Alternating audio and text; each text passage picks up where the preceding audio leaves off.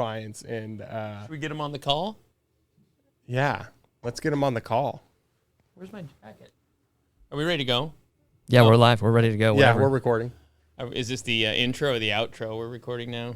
We're just going straight into it. How's my mic distance from my face? You're great. Oh, okay. I'll adjust to you. Okay. Yeah. If it gets me excited, then it could get real loud. That's great. We're going to get excited. You got a little table over there. Did you actually spend time on content, or did you just sort of figure you'd wing it? What do you think? I think you remembered this was happening, and then this morning you're like, anything off limits? I was like, well, I mean, there's some things I would prefer you don't talk about, but if you do, I'll probably just sort of like, Yeah, we'll cut anything. Yeah, this isn't live, obviously, so we'll cut anything that. Tasha told me I was being disrespectful to not show up at 9:45, like I said, because the podcast wouldn't start on time, and I said, honey, it's not a live audio feed. Yeah. People think podcasts are not live. A sporting event. Okay, well. Am I supposed to look at the cameras, you? What are we just having a conversation? Just chatting, yeah. So, Dan Greenhalgh, owner of Skinny Raven. Seth is literally the only person in Anchorage that calls me Dan. Dan. Why is that? Danny to some. People call you Daniel, mostly. Yes, Daniel. Gary calls me Danny. Seth calls me Dan. Who's Gary? My dad. Your housemate.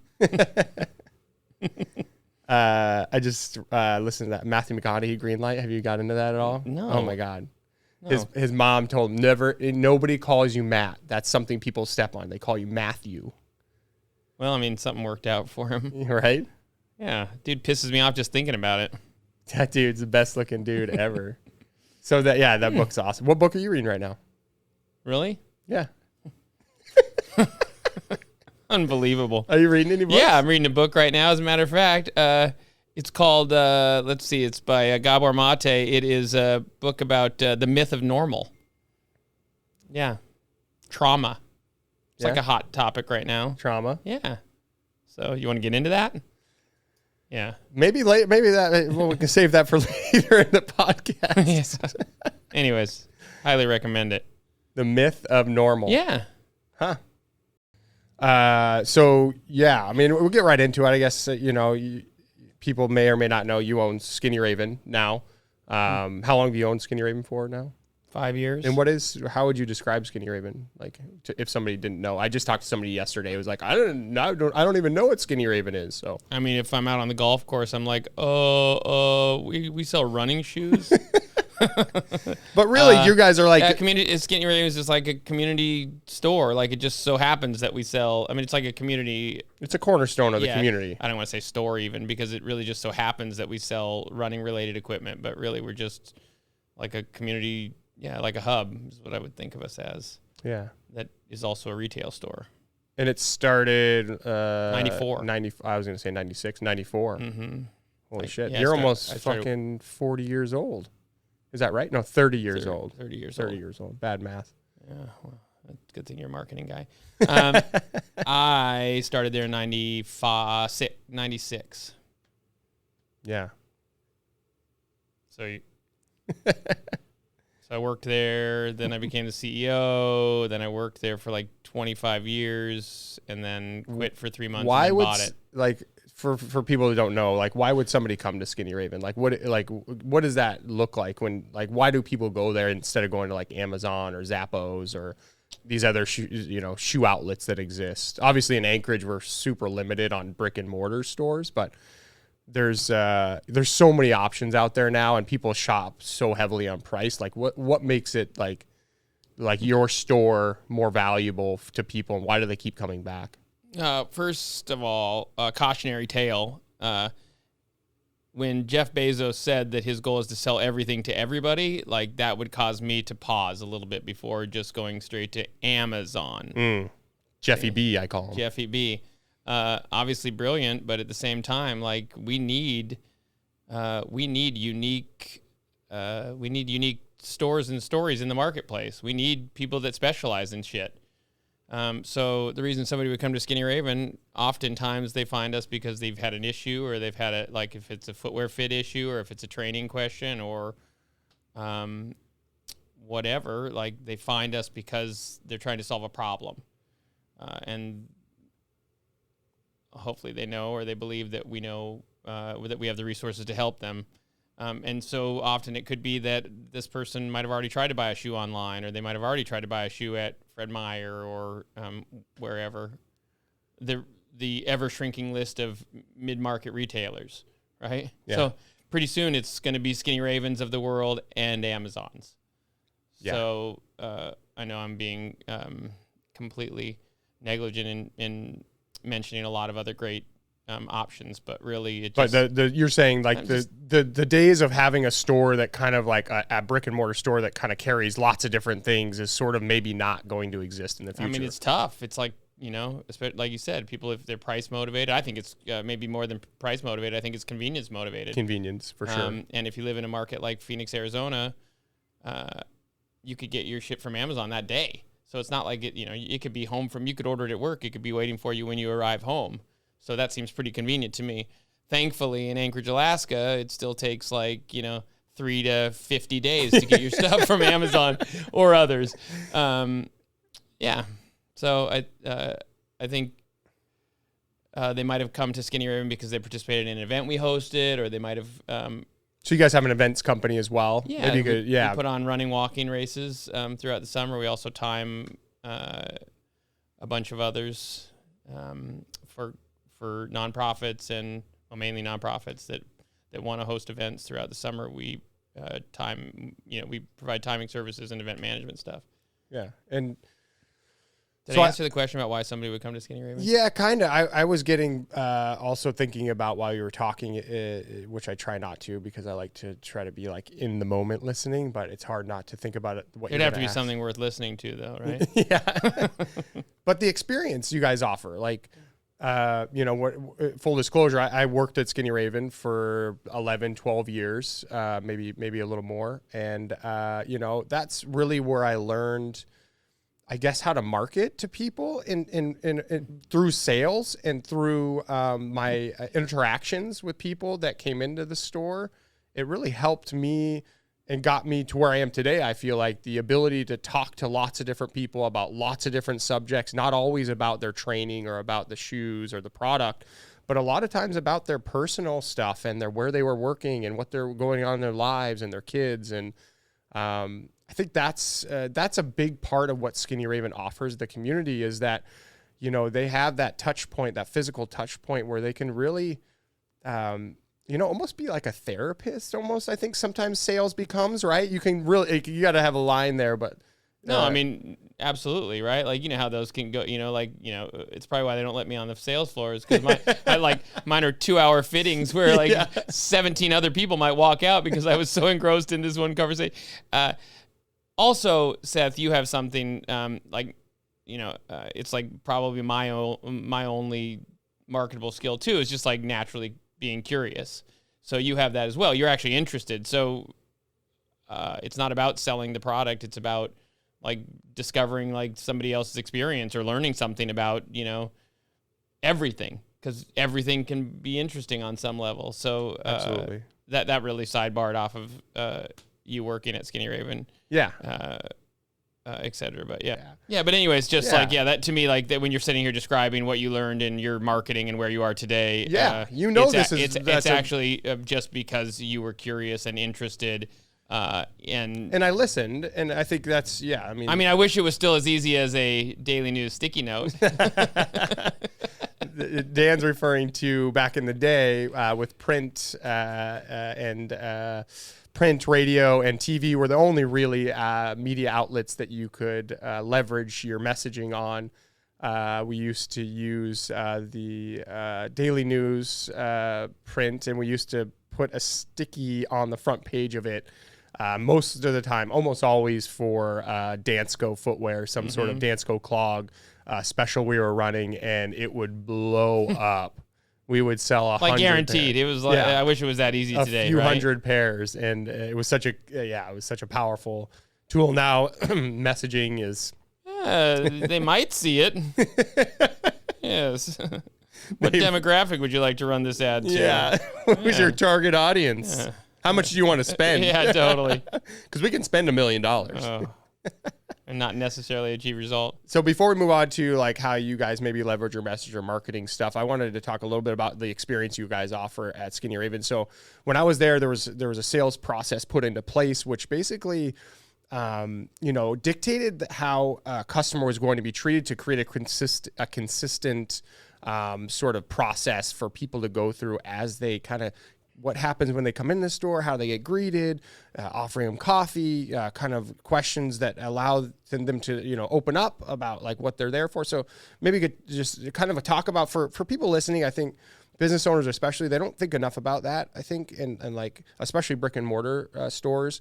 So I don't know, like how did you come up with sort of like... Are you talking about our pre-COVID experience? Because now it's just like unlock the door, throw your stuff out. Yeah, like we live and die by that, right? You live and die by the people that you have on the sales floor engaged in the work that they're doing. And for us, yes, it is a process-based business. We try and open that up to as much like personal interpretation so that it doesn't just feel like it's scripted. Scripted, right? Yeah. Oh, do you have this? Do you have this? Do you have that? Yeah. And really, like, we want our team to offer you everything that we are. We don't want to just be, oh, do you have... Oh, are you serious? Rule right number now? 1. Put your phone on silence. I'm a busy guy. My sister-in-law must have needed something essential. Anyway, so while it's a process, the customer journey is dictated by their needs, not just our desire to sell you something. So exactly. So if somebody comes in and they're training for, to walk a 5K, like that would have its own unique set. Okay, so we'll talk about your experience where you're using the footwear, roads, trails, treadmill. That might lead us into something completely away from footwear, which could be personal safety or foot problems. Like if you have bunions or there was a lot of those plantar fasciitis. So training advice. If you're already having issues, we have great resources in the community for PTs and podiatrists and other medical providers. So basically, while there's like a set of things that we want to look at when you're in, it can go so many different directions based on just every sort of interaction. Every interaction with the customer is another pivot point. Yeah. And do you guys still do gait analysis where you put somebody on the treadmill, video their stride? And we do. We have some foot scanning technology as well. So a gait analysis, foot scanning, Q&A, we also really just also like to watch the customer walk or standing. We still measure feet with a Brannick device, probably a several 100-year-old device that's still essential in our business. Yeah, it's funny. People don't know what the Brannick device is. It's like a big metal device that your foot goes on so you can look at your size. I think a lot of people, probably young people, probably haven't seen one before. Yeah, and if they have, you're right. Anybody under maybe 30 probably never has seen one. Maybe even 40. Whatever. Could be 50. But it was the thing, like when I was a kid, you got your foot measured, every time. Yeah. What was that shoe store in the University Mall? What was it called? You know what I'm talking about? Well, there was Kenny's. Kenny's, that's what it was. Kenny's. Which was adjacent to Foot Locker. Yeah. Round Table. And then people used to refer to me when I used to sell shoes as Al Bundy. Did you ever get that? Yeah, I mean, I literally am Al Bundy my entire life, especially my twin brother. He loves to live on that one. Listen, I don't know if it's supposed to be an insult or not, but it's not. Yeah, whatever it is, like I've had a great life doing what I've gotten to do. Well, yeah, I mean, you definitely have. So I know this is going to be a tough question, but like if you can point at I guess because Skinny Raven's one of the most successful, I think, local brick and mortar stores like this in Alaska, is the most successful locally owned brick and mortar retail store in Alaska. I mean, I'd challenge that, but thank you. Yeah, well, I mean, there's lots of great. You guys have won best running stores in America, top 50. Top 50. How many times? Every year. Too many times. Too many times. Have you guys to be clear, we've never won the best running store in Alaska, but I think that is because in America. In America, that's probably why just is that? It's just because they just sort of consider that it wouldn't be possible for a store to in Alaska. Yeah, Alaska. Well, you guys are doing a big remodel right now, so that's that's gonna blow the doors. That's an off limits topic. The problem is when you're open during a remodel, the only thing you really discover is that customers don't pay attention a lot of times to what they saw before. Yeah. Because they come in, they go like, I thought that you guys were remodeling, and we're like, literally everything is different. And now I'm regretting why I spent all this money. Yeah. I'm sure it'll pay off. I joke. It's great. It's almost done. Is there something you can point to though that sort of is the sort of secret sauce or the reason for your success or why this thing has gone so far? We're talking about 30 years next year in business. That's an amazing feat. And you just became, let's be clear, you became the owner 5 years ago ish. 5 years. Yep. Yeah. September it'll be. But have been the CEO for 25. 27. I was going to say. Yeah.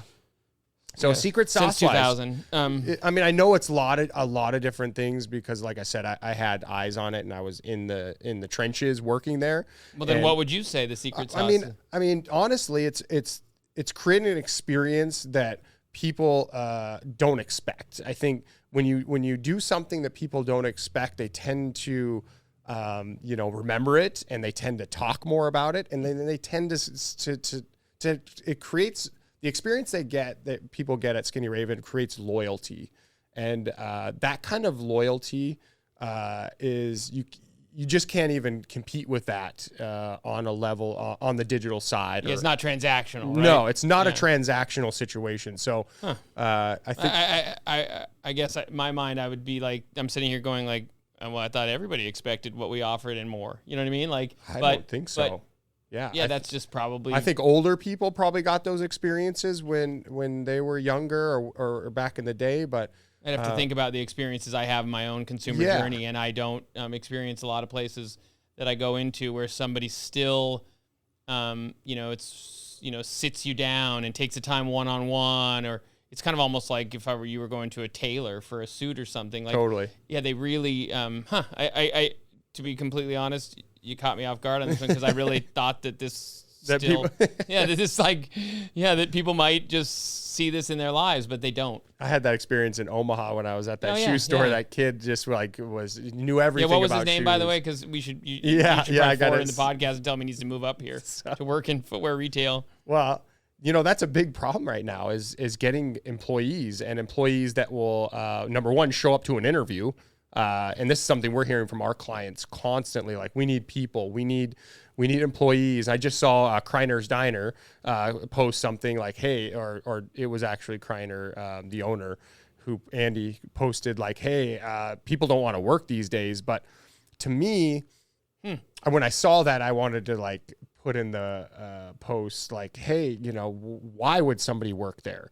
And not in an offensive way, but like, are you thinking about, as a business owner, like the culture you're providing, and thinking about like, if you were going to go get a job somewhere, what would you look for in that? And why would you work for that person or that organization? These days you have to provide some sort of like purpose for people, or some sort of like culture for people to really get, to really feel like they're a part of something. So I know you've had a lot of success with great people in the past, me included maybe, but like people like Jerry Ross and Jim Settle. And I know, these are people that maybe, have moved on since, but these were like, you guys have had a lot of high-end people work for you, and people really want to work at Skinny Raven. And I think that's something that a lot of business owners want to tap into. And I know you probably haven't thought much about it, but if I just was thinking about it this morning when I was doing payroll. Yeah. Oh yeah, it's that time of month. Yeah. Huh? I mean, I think it's the same. You could answer this if it was a question. I would answer the question the same as I would talk about the consumer journey and the customer, like why people shop at Skinny Raven. I would say that the same as people that would work at Skinny Raven. And I would, to me, it's just like creating an environment of like, I don't know, loving kindness sounds really like, sort of like, ooh, who do they think they are? But it's just like creating a really safe, awesome place that's there for them, customers and employees. So like Skinny Raven just 100% exists to serve. Yep. So it serves the people that shop there and the people that work there. I think you were the one that said, what is it? Cool. What do I always say? Cool, caring, and. Oh, it was in our handbook. Yeah, it was but you have to be hardworking too, right? So you only get to have all those things. Yeah. If you're super hardworking. So, listen, we have employee journeys that sometimes don't align with you know, like you have to be super dynamic to work at Skinny Raven, firsthand. Yeah. And it takes a pretty unique person that can handle. Especially our seasonal busyness and all the expectations of the job, and being your best self every damn day. Yeah, like because checking your problems at the door, your personal stuff. Yeah, you'd like to say that, but where this is now 2023, and you don't check your problems anywhere, and that's okay. Like bring them to you bring them to the you just maybe. Hopefully, if you're struggling to interact with people, you might share with your team and maybe not be the first to the customer on those days. Yeah, but, cool, kind, and caring. That's what it was. Yeah, that's something I use this is something I use with my staff and like how I would like to, treat people and I still use that same. You do it with your clients, man. Like you wouldn't have a list of these people, These people, the list of your clients that I'm seeing on the board or the people I've heard you work with, they probably like never worked with a marketing agency before. No. So just to get them to say yes to a meeting was like a ginormous win. And then beyond that, whatever energy you brought into that meeting, like sure, clearly resonated with them. Yeah. So, just you could probably be successful, not you, but one could probably be successful doing anything if they brought this attitude to it. It's fun. I mean, be cool. It's cool. fun to be cool. Wait, listen, they kicked me out of first class on Alaska Airlines the other night and I was challenged as a motherfucker to stay cool. What? Wait. Listen. I'm listening. Number one, I was flying back to Alaska, and what we're looking at out here today. It's snowing, and it's May 3rd? Oh, yeah, May 3rd. May 3rd, it's snowing. Dumping. And I'm not talking about some little bullshit, sleety thing. I'm talking about an dumping. 11 a.m., 10:26, dumping snow that might stick. Maybe you got to go put your studded tires back on. Yeah, right. So I'm getting ready to leave Arizona, and knowing I'm coming home to this shit, and 2 hours before I go to the airport, it says, these guys are talking in the background. I think he just said his voice is too loud or his mouth is so big he can't fit on the camera. One of the two. Anyways, I'm getting ready to go to the airport. 2 hours away, I get this ding, ding. You've been upgraded to first class. Awesome. Oh, you made my day. I can go home now, right? 3D, I'll never forget. So I organized my bag for the airplane, so I've got all the stuff I would want only in first class. Yeah. Oh yeah. There's a whole different situation. Because I'm not going to be like trying to work on my laptop and coach. Not in coach. Coach. I mean, come on. That's for the mutants. I did not agree with that statement. I always fly coach. I did get upgraded to Omaha. Anyways, so I sitting there. And all of a sudden, this guy comes up and he says, "Oh, are you Mr. Greenhalgh?" And I said, "Oh, yeah." And he goes, "I'm sorry, sir. We've oversold first class, and you're gonna have to." Oh my God! You're gonna have to go back to your other assigned seat. Oh no! So I just really, what you just like. Something you didn't even know was possible 2 hours earlier is now rage worthy, right?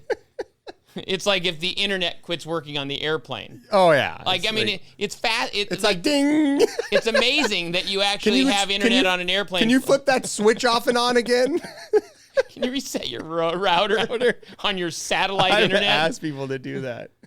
Like the most amazing technology that ever existed, and somehow we expect I was thinking about that the other day. It must be come from satellites, right? Yeah, it is now. Okay.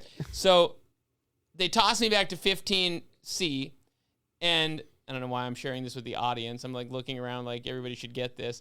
But I go back to 15C. This is all happening while the plane is like being fully loaded. So now I'm just like in the thing, walking back there with my first class bag. I wanted to steal the water from first class, at least so I left with something. Fuck. Anyways, so I start rolling back, and somebody's sitting in 15C. No. Yeah. So now I just don't even know what to do. So I just keep sort of sloshing to the back of the plane. Because you got people behind you. Everywhere. And it's a full flight, so anything I stand in, any seat I stand in, somebody's gonna be like, right there, sir. So I just go all the way back to the galley. Hold tight. Just hold tight back there. Flight attendant says, what can I do for you, sir? And I was like, well, I was in first class. So she says, and I kind of like, it's like, she says, well, you have a very positive attitude about that. And I'm like, well, would being an asshole have gotten me anywhere? No. Nah. Got you kicked off the plane, maybe. Yeah, so anyways, I ended up in 23A, met a really nice couple that was sitting there that was super bummed when the seat next to them got filled up. Wasn't a middle seat, at least, for your sake. Oh, listen. Did they give you free drinks or anything? Or like give you a meal? They claimed, and Alaska Airlines, if you're listening to this, unlikely, but two in a row, two in a row. I live and die by this frequent flyer program, and you let me down. This is you're 0 for 2 in the last 2 flights. But don't worry, I gave him a piece of my mind on the first time. I was probably delayed like 2 hours, and I was that typical asshole customer. It's their fault. Yeah, it's always their fault. Shit. Anyways, they've been great for years. It just so happens the last 2 have been bad. We on a time crunch here? No. Okay. No, I just checking, making sure we're still. I got a busy day, so. I heard. What do you got at 11:15? I got to be home so I can give my wife the car. Oh yeah, you guys are still sharing cars.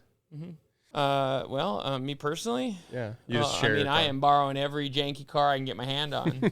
I've actually discovered I've done like a sociology experiment about like how people look at you depending on what car you're driving. Yeah, because you drive that shitty Volkswagen. Yeah, sure. Like you drive like 2000 Passat. Or I borrowed like this totally like juiced up pickup truck from my sister-in-law. Like they had this extra truck and it's got like a custom exhaust on it, so you look like you're just like. And people are like, "Look at this douchebag." Yeah. And I thought we lived in a place that nobody cared what car you drove. No, that's not true. Yeah, they don't care what clothes you wear, what house you live in, what neighborhood, whatever. Yeah. But, they definitely care what car you drive. Not like it affected my, Yeah. Mm-hmm. What are you doing for exercise these days? Well, today I'm gonna go. It's supposed to be sunny and 75 this afternoon, so I'm gonna go for a road bike ride. Yeah. I'm gonna ride my indoor trainer today. You are. What am I doing? I'm doing like dog walking and running 3 days a week. Yeah. I like to ride my mountain bike as much as possible. But if I'm in Alaska, that's indoor right now. Are you training for anything?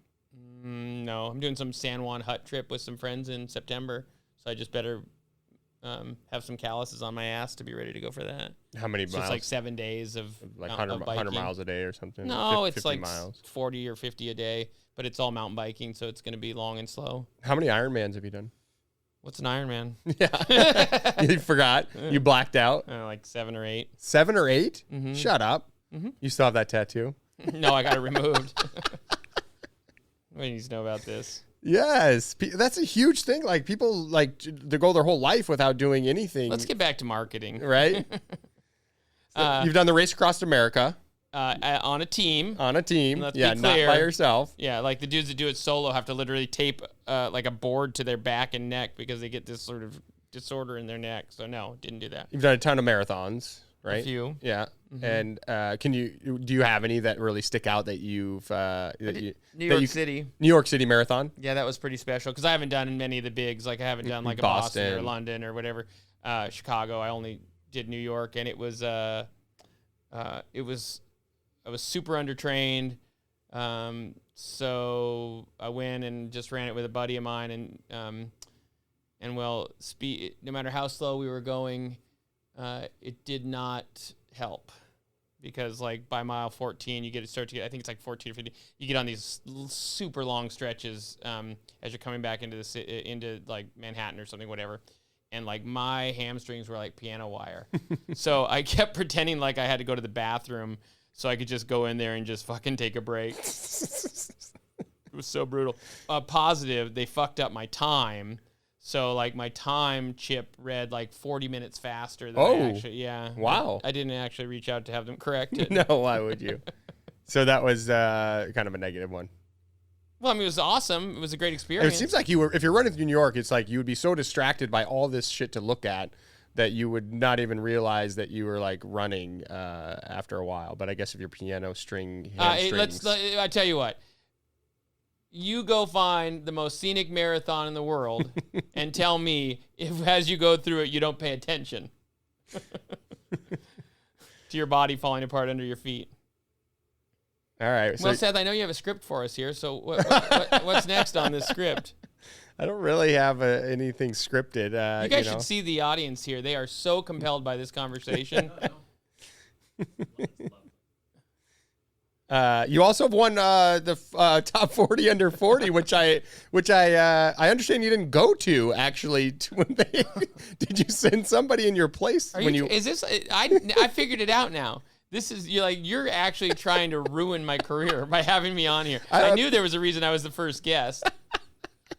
Most of the time, do you have a listening audience? Like, am I being paid for this? We'll see. We'll see. Is this going out on your normal social channels?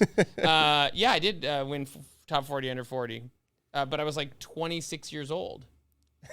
So just say youth. Like I didn't appreciate it because I was an idiot. No.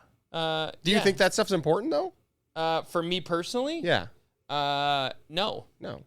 It isn't important to me because like recognition is the bane of my existence. Yeah. Like I would prefer just to like hang out in the background and make sure that everybody else is like, anybody who knows me would challenge this idea because it's not like I'm just like silently back there, just like, but it's just like, like, I don't want the recognition for it. I just want to be part of something cool. You do have a super unique, style, I guess, of running your business and I think a lot of other entrepreneurs or business owners would be super jealous and would desire this sort of lifestyle and why aren't they doing it? Work-life balance because they probably don't know what it looks like, right? Yeah. That's why people get in the grind and they can't get out. It's a big leap. Yeah, talk a little bit about like what your kind of work-life thing, how that looks, because I think it's super cool and it's something that I kind of strive for myself. Well, if I could just talk about all sides of it, right? So I'm almost 50 years old. I know I don't look at guys, but but it's happening. I was just down in Arizona and somebody thought Chloe and I were brother and sister. Oh yeah, yeah. It's just like, I'm like better than sugar daddy, I guess. My daughter's 28, so if that tells you how old I look. Maybe it's probably the way I was acting. It has nothing to do with how I look. Sure, yeah. I was acting like 18. Yeah, you're super immature. So I've done the work all the time grind where you like, so I have two kids, 28 and 17. Daughter, when she was young, I was just like, my job's to go to work. Yep. That's my job, go to work. And it's easy, as you guys know, like doing stuff you like is, like sometimes like it's the thing you'd like to do more than anything, right? Like you don't want to go home. You don't want to engage in something else. And so I probably have a slightly obsessive side of my personality that just like had me just spending all my time at work or on work. And so I did that for a long time, probably even far longer than I probably needed to. But it was comfortable. It was so we when we decided to have a second kid. Well, actually, we didn't decide when we had when my they were both accidents. Yeah, when Tasha got pregnant, we they won't listen to this. Don't worry. Yeah, that's okay. Everybody's aware. So yeah, I knew it had to be a little bit like I wanted it to be different, not just knew it had to be different. So and plus I had a super nervous son, so I started spending more time out of necessity, like coaching his events, anything. So that took you away from work. But like many people, like Skinny Raven was a job for me for a long time, right? It was my job. Yeah. So you had to be there. So I had to, so I wanted to be there, but I had to be there. Yeah. It was like a job. Yeah. And I don't say that negatively. It's just like that I was tasked with the job. And so I worked there. I'm going to leave a lot of subjects behind me, but exactly. It's okay. It's not relevant. So what are you doing now? Like, I'm going to tell you. Okay. Okay. If you just you can have faith. I'll get there. Okay. You can cut out all the this bullshit. plane. You can cut out all the bullshit. It's fine. I mean, he's back there editing as we speak. All right. Great. Cut that. We got nothing to use here. Anyways, so in 2017, I think, I just had a couple of things in life come to a head, and I was just like, as blessed as I was to work in this company and work for the people I work for and with, I just couldn't do it anymore. You left Skinny Raven. I quit Skinny Raven really without a plan. That must have been really scary.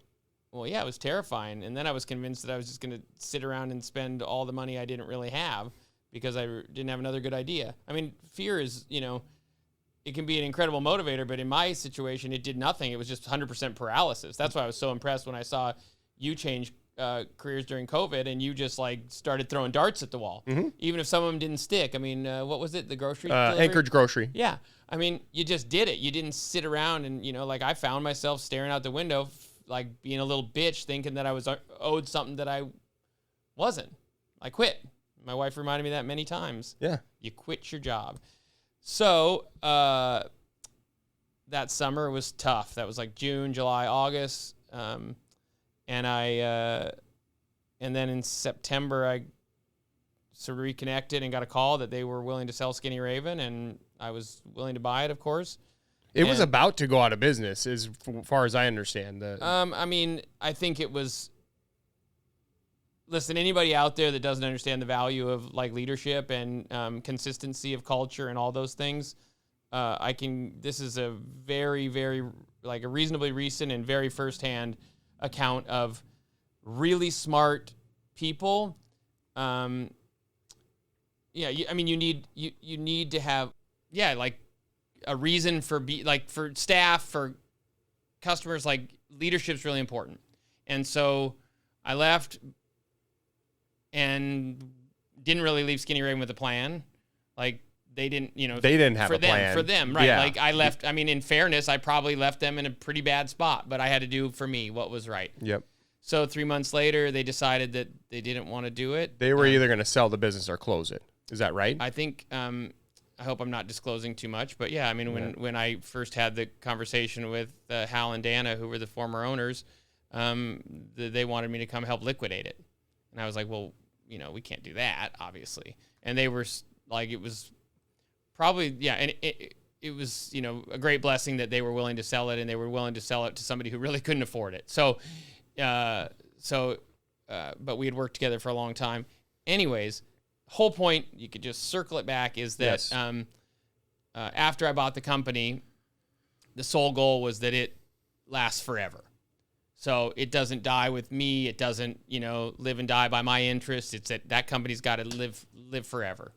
So we chose to run it differently. And that's really why my life is the way it is because if everything was about me sitting in an office and controlling everything, it would die with you. There you go. Yeah, when you were ready to. I know that sounds like I'm romanticizing something and just being selfish, but it's oh no. But yeah, that's super important. I think for people to hear that, to know it doesn't, every decision and everything in your business shouldn't live and die by you. Or do you really think you're the smartest, best person at all these things? Is that possible? No. Yeah. So for me, that just really, I had already checked my ego. I mean, when I quit my job and when nobody was begging me to come back or anything, and it's not like there was no Jerry Maguire moment where, nobody was rushing out the door with me.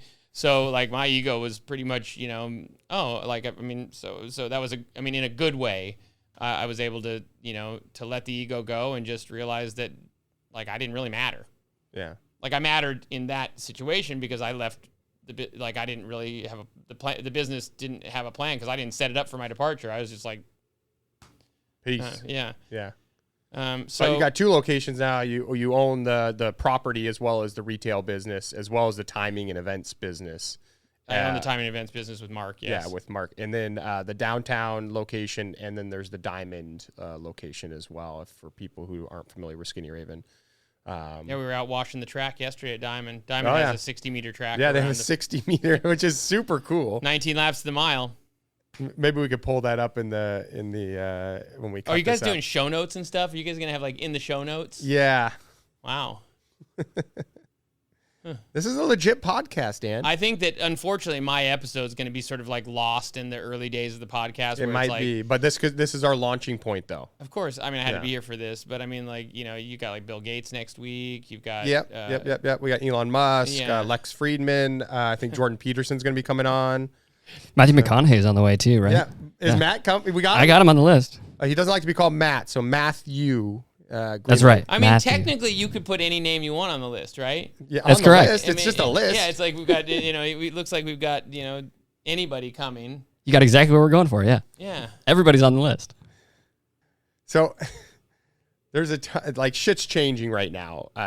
Not to change the subject, but I'm really... you should, because we only have 13 and a half minutes left based on the large digital clock that I'm sure is... with ChatGPT and GPT-4 and all this AI. Oh, wait, there's a GPT-4 now? Yeah, there's Auto GPT. I'm trying to keep up because it really affects. It's going to affect and be a tool that all marketers use in the future. But where do you see your business going and sort of the future for Skinny Raven and brick and mortar retail businesses like yours in general? Well, I think given all those circumstances, if AI doesn't actually destroy the world, it's not going to destroy the world. I mean, let's be honest. Let's be honest. I think that personally, I think that people will have and you guys can laugh at me, but I think people are going to just push back on the whole AI integration.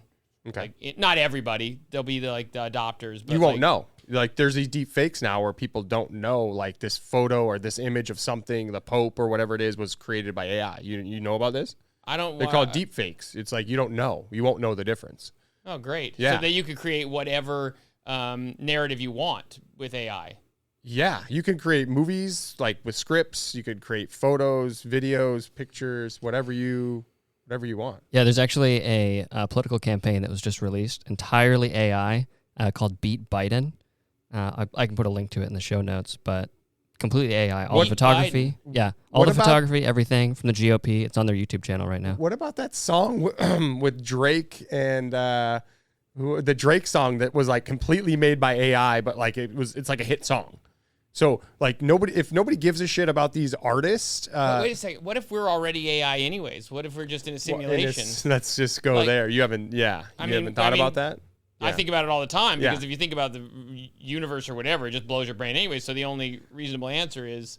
Well, this is one thing I've been exploring a lot because I think there's a shared consciousness. That's how 100%. That's how we all sort of operate, right? That's how, and it could be 100%. I know this to be fact. Definitely, you heard it here. Yes, I've been going deep on this stuff. I mean, it's the only way that I can find hope to keep living is to know that I'll just return to some oneness, right? Yeah. Not to be depressing. That's not depressing. I know, it's awesome. You were saying something before we so I was asking, we went on. He's on camera too, so you could just see how disappointed he was with the fact that I both brought that up and we'll didn't clip go that. anywhere. We'll clip that. Yeah. No, we'll go back to it because I think there's some interesting things. I think your job is to have a vision for the future. That's as a leader. So if you don't, I'm going to be super disappointed. What is that vision? What is the vision for Skinny Raven and the bigger picture, the bigger vision and picture for these all these other running stores / boutiques / You're really going to put that on me that I have to come up with a vision for them? I think you have you have something in mind that you probably think about a lot, but it may not be a fully developed idea, but just share with us what it is. What the fuck you thinking? What is it? What I'm thinking because I think you're a leader in this industry. Well, if anybody else in our industry is listening to this ever, they will challenge that statement directly. Probably in the comments below. I probably said this in the beginning, but like, I really just see the more the landscape continues to homogenize, like, and people are, you already see it if it's Target or Walmart or, Amazon, but being great at anything. Like, I don't care what, you could see, we could, we don't want to necessarily list off your clients here, but like, a fence company. Yeah, fence company. Be fucking great at what you do. Building fences. Building fences. Actually, be great with relationships. Be the person that person. Sorry if I got too loud. I told you I'd get excited to get that. But like, be the person that everybody wants to tell about. I met a guy golfing last summer. Nick, Northern Roofing, probably needs a marketing agency. And this guy sold me on his company, and he sold me on his company, not what he does or the work he's doing, or I didn't go inspect his prior jobs. Like, he was like an awesome human that was super fun to connect with. So whatever it is, and you could tell he wanted to be great at what he did, and you could tell that he cared. Yeah. Like, if you're, whatever we're doing, if it's me with the functions that I still, control at Skinny Raven, if it's payroll or bookkeeping, like whatever it is, just be fucking great at it, like, or be good at it. And care. And care about it. Yeah, and care about it. Give a shit if you pay your employees on Tuesday the 3rd or if you push it all the way to the 7th because, it's convenient for you and you'll have more money in the bank. Yeah. Speaking from experience. But anything, it doesn't matter. Just like, and so for us with, if it's Skinny Raven operating in the manner we do now, selling running shoes and pickleball shoes or whatever for people that want to pursue an active life, like, be amazing at it. Continue to look at ways that you can like help your customer and your employee on their journey. Like, it's, if it's our employee, there's a window that they come to us, and there's a window they leave generally. And we want to continually elevate them, like, their knowledge, their experience, their compensation. So look out for your employee, look out for your customer. So I don't think any of that's revolutionary. No. However, if people are getting away from it. But yeah, double down. Yeah, double down on, like, you could have any business, as you're seeing, like, there were marketing agencies all over Anchorage when you started this. Yep. Right? Yeah. And you have a lot of clients that signed up to do business with you. Yep. Yeah, it's true. Yeah. And clearly you offered a different perspective, a different engagement, a different, maybe more personalized. Maybe you were touching on a area of business that other people weren't, if it was social media. Yeah. For sure. Whatever. Being different. I can't answer that question for you. Being unique. Be different. Yeah. Being niche-y. So. Being more niche-y. Whatever you want to do, and we could talk about Skinny Raven, or we could talk about any number of retail stores, like, be great at something, like, treat your people like with love and kindness, employees and customers, well, actually anybody you interact with in community. Yep. Like, and just don't be a dick. Yeah. Is that like, Is that too hard? Is that too much to ask? No. And what does your future look like in that situation? Mm-hmm. It looks good. Is it probably kind of karma? I mean, look at Mill and Feed. Yeah. Right? Alaska Mill and Feed. Yeah. Alaska Mill and Feed. Like, those guys run a great business. I can get my pet food anywhere else, and like many other places. I mean, you could feed them, like, Yeah. So, but you drive down there, and it's not because of the loyalty program. It's not because, but it's the whole package. Totally. And right? I think it's important to know, like, these businesses, including yours and Alaska Mill and Feed, they have pivoted to adapt to this current modern age we live in with for them in particular. They'll do delivery, like same day delivery. For you guys, people can order shoes, right? Yep, sure. Online and come pick them up or get them delivered to them. So it's not like you guys are just sitting on your laurels and being like, oh, we're not adopting this stuff, but you're also utilizing, is there, that leads me to the question, is there anything you're doing on the digital side that sort of allows you to create that same kind of experience, or is it just kind of like something you haven't been able to do to create that same experience store that you have online? And you guys have a great website, by the way. Shout out to Curtis Penny. Guy did not need any help. I would say that it's coming on the, and it may not start with the Skinny Ravens of the world, but we all know, advancements in one area are leading to advancements in other areas. There's going to be foot scanning technology. I mean, it's already out there in terms of, it's 2 times the phone's ring today. Yeah. So there will be an in-store experience that's going to be better digitally. That's aided by technology. For sure. Okay. And what about something that people send home with people, or people can do in their home that allows them to sit at home and get their fitted? I don't know. Are you developing something? I've thought Patents about it a pending? lot. I had a lot of ideas back in the day when I used to work in the shoe industry. Wet foot test? Wet foot test. That's an old one. For people who don't know, you just, if you want to know what kind of foot type you have, you put your foot in water and then you step onto like paper towel, a brown paper bag if you want to see it really good, and you can see if your arch is high, medium, or low, and that helps you determine. I don't think people are living and dying by that anymore, but it was something that existed. I'm not a podiatrist, but I see it in a room full of people that are clearly passionate about what you guys are doing. You're excited. I can just tell you just all love being here today to participate in this first ever podcast. They set all this up. I mean, they exactly. did all this. Yeah. So and to be fair, they were ready at the time stated. Like on the day stated, excited, ready to go. It wasn't like I showed up and it was like, we're going to get the mics working and, here. We're not wasting time. No, like this is, you guys gave a shit about doing this. So like I would just, I would encourage people, as you're drumming through the day or through your life or whatever, like just, throw a stake in the ground and give a shit about something, no matter what it is. Listen, the world will not let you just sit home and run out of money if you decide to pursue most of your interests, right? There's an opportunity for you. Yeah, I think so. Those soft skills that I think people underestimate. They think that going to school is important. Obviously, learning technical skills is super important. But if you don't have that ability to connect with people and have that energy that allows you to sort of motivate people to want to work with you and to have a certain feeling. We all know we're emotional beings, and invoking emotion comes through caring, giving a shit, being cool, not like what can I do like technically, but more about how I make people feel. And I think that's something that some people underestimate, other people's understand. I think that's a perfect way to end it. Okay. You like that? Right? Like, how you make people feel. Yeah, it's all about how you make people feel, and I think that is the driver. I just determined how we were going to end your podcast. This is your podcast right now. This is getting thrown in the trash. I already know the future of this episode. We do. Can you come back to re-record next week? We didn't. The mic's all broke.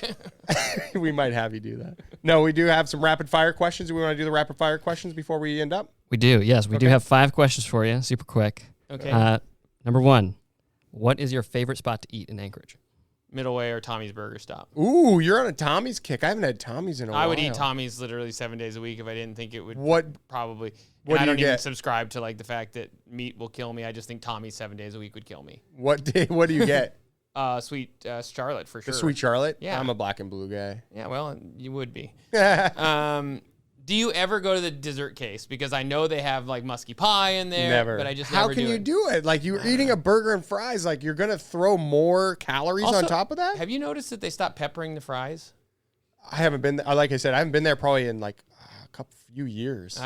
What? I don't remember last time I went. Where do you eat around here? Do you go to like the cafe over at the Aloft? Do you go to like the... Well, first of all, I fast till 2:00. I know this is so ridiculous. Oh, my glucose monitoring. I'm gonna live forever because I fast. Let me tell you about my I try cold fasting plunges. every single day. You do? Yeah. And then like 10 o'clock at night comes around and I just got to eat more. And then the next morning...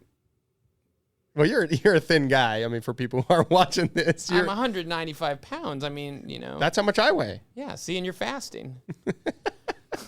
So you know what that means. Okay. Next question. Favorite place is Tommy's. Tommy's Middleway. Cool. Middleway. Question number 2, what's your favorite place that you visited in Alaska? Well, like most people who live here, I probably take it all for granted. Yep. But I would say frequency and recency. I rode my snow machine to the top of Turnigan Pass like 2 weeks ago. That was pretty fucking amazing. Terrifying, but amazing. But if I were to say like my favorite, like during COVID, we went to this campground Kasugi Ridge, Yes, like campground. Kasugi Ken campground. And this, if you haven't been there, it's almost impossible during like normal tourist seasons to get things, but it is such an amazing spot. Let's let the record show Daniel did say he has a snow machine, which is, I mean, for a lot of people, probably they don't believe it. Yeah, but how many times do you ride it a year? This year I rode once. To top of Turnigan Pass. It's a badass it wasn't snow even my machine. snow machine. I borrowed somebody else's. This wasn't even yours? No, I didn't plan on going. You didn't ride your snow machine once? Not one time. But others did. It's a badass snow machine. Anyways. There you go. Question 3. Favorite place to get coffee? My kitchen. Your kitchen. And this is actually this is a problem for me actually that I'd like to solve in Anchorage. And no diss to anybody the way they're doing it. If it's Claudia Brothers who makes great coffee, Black Cup, and these guys. Steam Dot. But middle way, great Americano, great coffee. I do like rather than say that, I'll be fair. Currently, my favorite place with ambiance and everything would be That Feeling Co. The one downtown.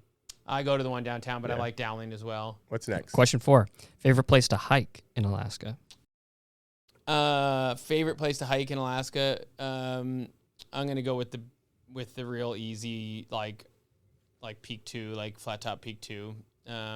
But Rabbit Lakes is pretty cool. There's so many of them, but yeah. Last question, number 5. What type of business do you think would work well here in Anchorage, or what do you think is missing? Yeah, where's a gap in the market? Needs? That's a great question. I mean, if I'm being completely honest, anywhere, any business. It's true. Like any business that, and I'm not just saying this because this is something I think about a lot, but do we have a best in class in every, do we have a, I think about this with restaurants. My daughter lives in Phoenix, so I go there a lot. If you go to a restaurant down there that's just mediocre, like I'm talking about like good but not great.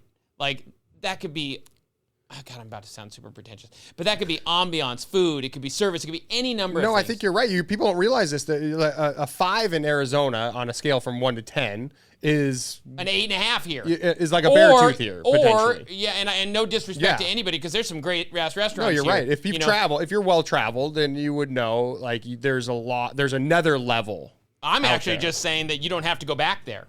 Like you have a mediocre experience, and here you're still going to be in the same. You're still going to be in the cycle of 6 restaurants or whatever. Mm-hmm. And listen, we're lucky to have some of the great restaurants we have. For sure. However, I just look at and unless you want to get into the running shoe business now, we have best in class there. However, it has a disclaimer. I think that's why there hasn't been another running store pop up. It's for sure. They're going to try to compete with Skinny Raven. How many bike stores is there? 17. No, yeah, there's 8. I would say that they're capitally intensive to start a running store. It takes a lot of money, and so maybe people look at it and go God, I'm only going to make a little bit to put all that in. Yeah. Anyways, I can't think of any industry here in this town that there are so many of them that are so good that if you didn't have a great idea and a passion to do it, it wouldn't look work. at Whiskey and Ramen. Those guys open downtown and really I mean, I haven't even been there, but I can tell you just from everybody else's experience and the fact that, what they did to that building, which is beautiful. They showed that come up with a great idea, passionate about it, like a unique offering, and you're going to have, what is their wait list? It's into 2030 now? Yeah, it's 3 months out. It's just maybe it's up to somebody else to tell me that there is, but I would like to give you a direct answer. So what business, where's their if I was going to get in any business in this town, and I'll tell you, one of them is, I don't even want this or need it, but men's suitery. Where are you going? Wow. I was just thinking about that the other day because you got what's the place right over here? Stallone's, which. And Stallone's appeals to a client, man, and that client is not a 35-year-old hipster. And then you got Rack. Which, good luck. Yeah. And that's it. And then you got online, and buying a suit online is a joke. Suit online. Oh, you got Men's Warehouse, but come on. That place I heard they were going out of bankruptcy. They were closing, I just heard that. Really? Yeah, they're closing a bunch of stores. With Bed Bath, too? Yeah. Yeah, with Bed Bath. Yeah. I know Bed Bath just chapter 11. Yeah, I think chapter 7 and 11. So they're done. They're liquidating now. Wow. All in the course of like Anyways, people can figure out the news on Bed Bath, but Men's Suitery would be a big one. I mean, like I said, I kind of like that coffee shop too, but clearly I have a unique vision for one, so probably need to start it myself. But yeah, anything great. I think you're right. Do it. Just do it. There's a lot of opportunity there. We're sitting in a marketing agency, like I said before, that there was already tons of them in Anchorage. Big, good ones too, right? Good, big ones. Yeah.